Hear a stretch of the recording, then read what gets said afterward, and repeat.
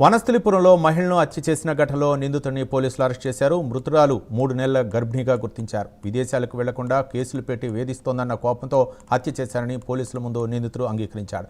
ఇంట్లోకి ఎవరైనా వస్తే పెట్రోల్ పోసి తగలబెడతారని బెదిరించాడని స్థానికులు చెబుతున్నారు. ఇక మహేష్తో మృతురాలు విడాకులు తీసుకున్న తర్వాత శ్రీనాథ్ అనే వ్యక్తిని వివాహం చేసుకుంది.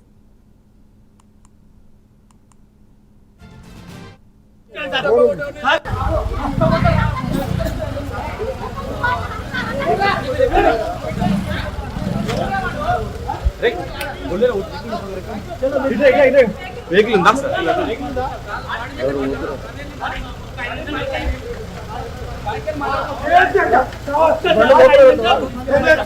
లోపల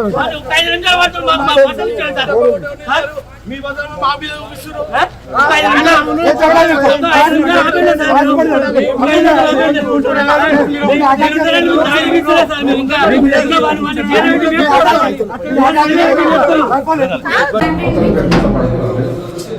ఆమె పడుకోవడంలో లాభం చేస్తుంది.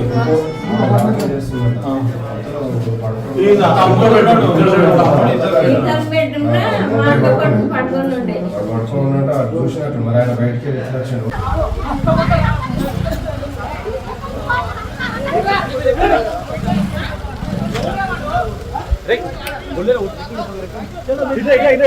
వెహికల్ ఉందా సార్?